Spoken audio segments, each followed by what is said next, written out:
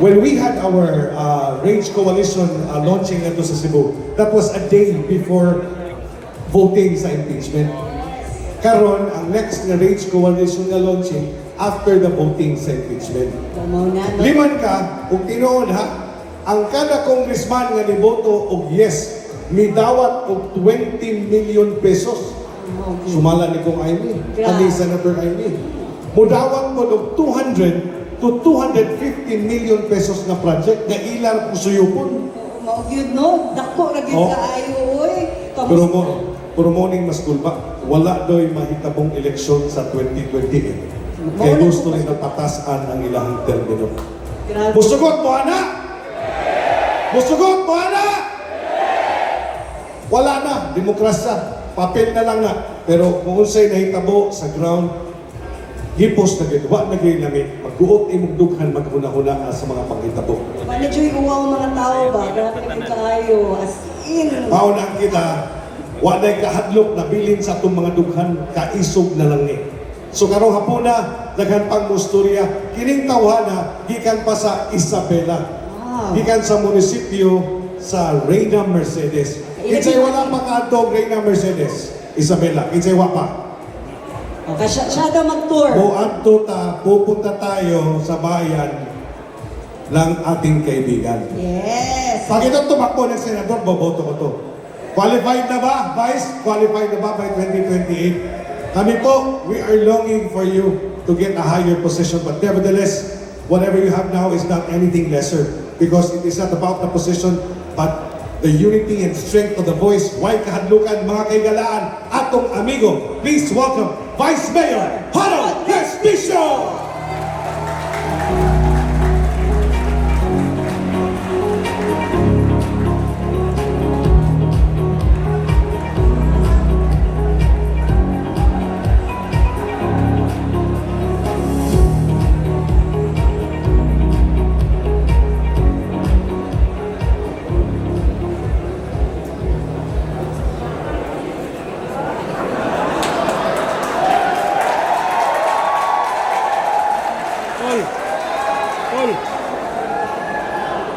Matibag!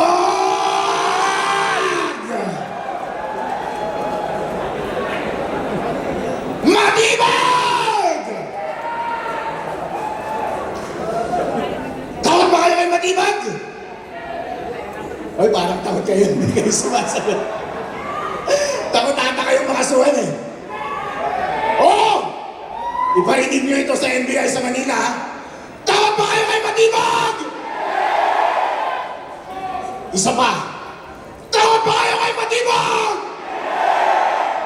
Tawag ba kayo kay Bibian?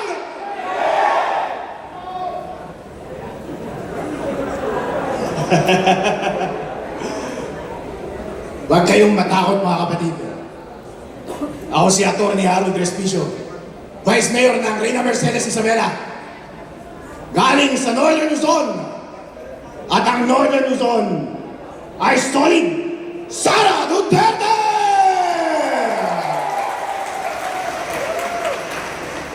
At kami doon sa Northern Luzon ay hindi natatakot!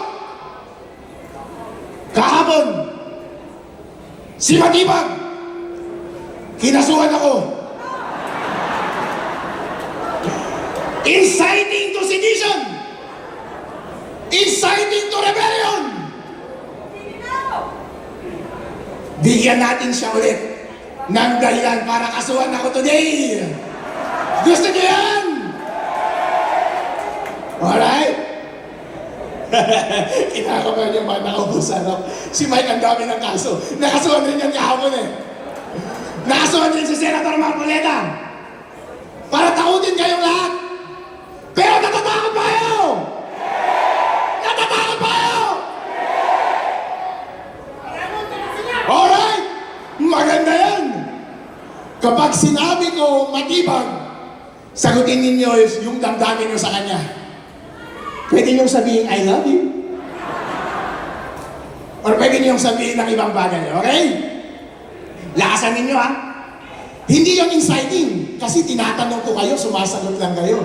Freedom of speech yun, di ba? Alright. Matibag! Isa pa. Lakasan ninyo ha. Matibang!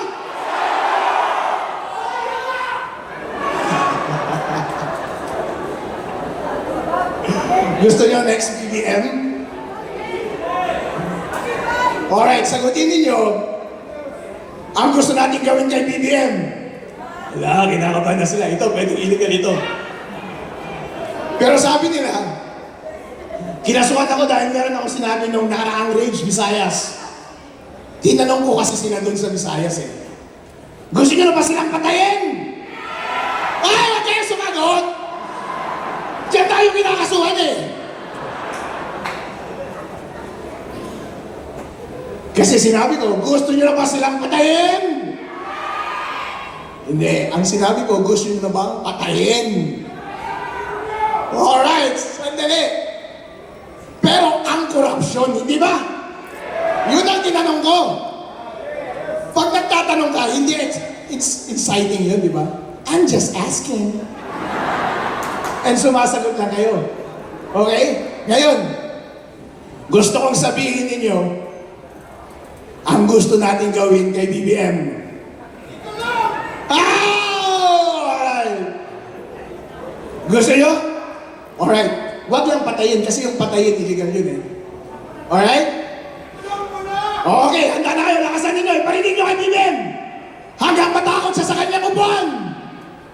BBM!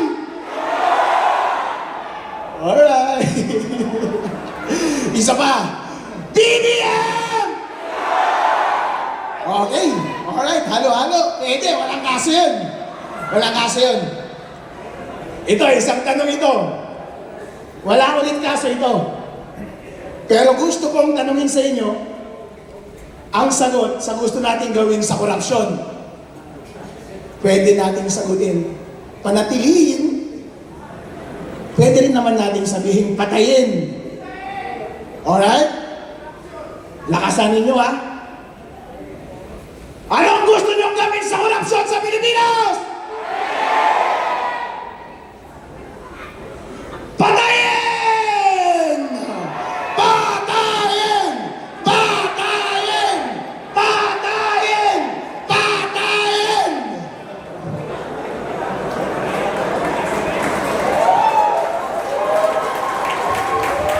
Okay lang yan. Kapag may kakasuhan, ako naman ang kakasuhan eh.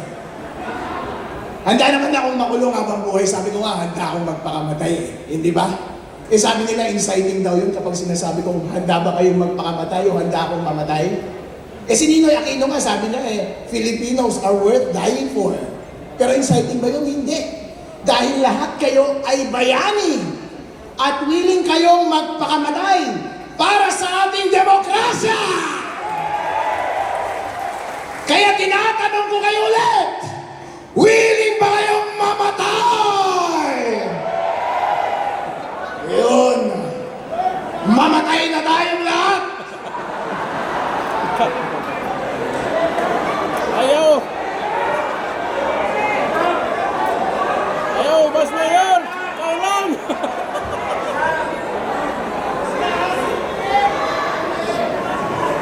Sino ko unahin natin? Alright, krimen yan. Kayo ang dapat kasuhan, hindi ako.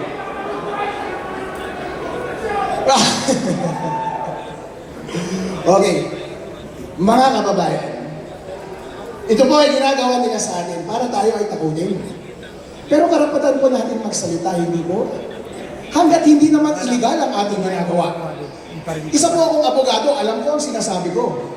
Alam ko ang elements of inciting to sedition. Kapag ine-engganyo ko kayo, yun ang inciting. Pero kapag kayo ang sumasagot at tinatanong ko kayo, hindi inciting yun. Freedom of speech yun.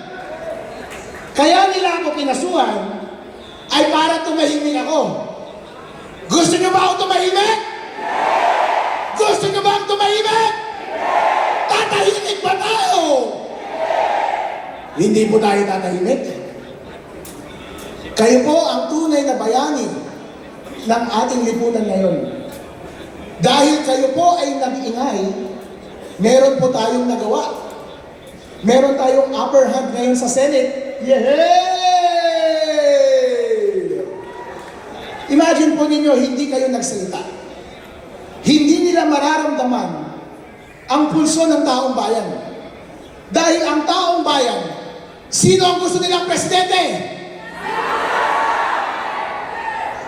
Duterte! Duterte! Duterte! Di ba? Dahil narinig yun ng mga senator, bumaliktad sila. Pero kapag hindi po kayo nagsalita, talo na tayo sa Senate.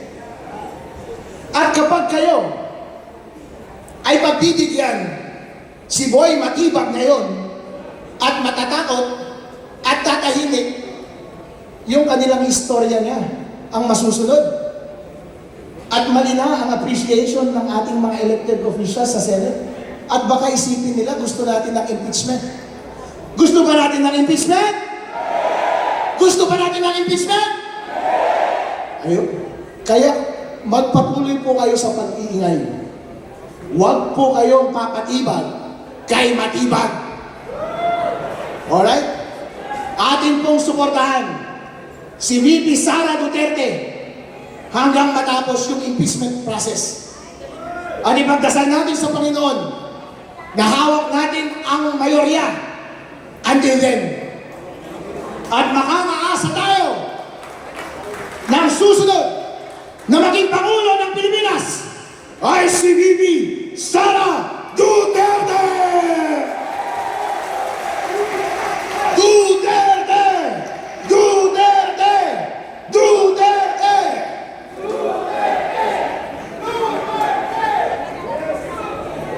Yun lamang po. Maraming salamat, mga kapatid. Thank you very much, Vice Mayor Harold Lespicio. Daghang salamat. Maraming salamat po. Buhay na buhay ang ating mga dugo, Angel. Yes, so yan. Nabuhayan po tayong lahat. Free program lang po yan, ha? Pero at least po na buhay ang ating diwa. Maraming salamat, Vice Mayor. Thank you, Vice Mayor Harold. Now, before we proceed with our program proper, makakasama natin mamaya on stage sina Sec Mike, sina Speaker Alvarez,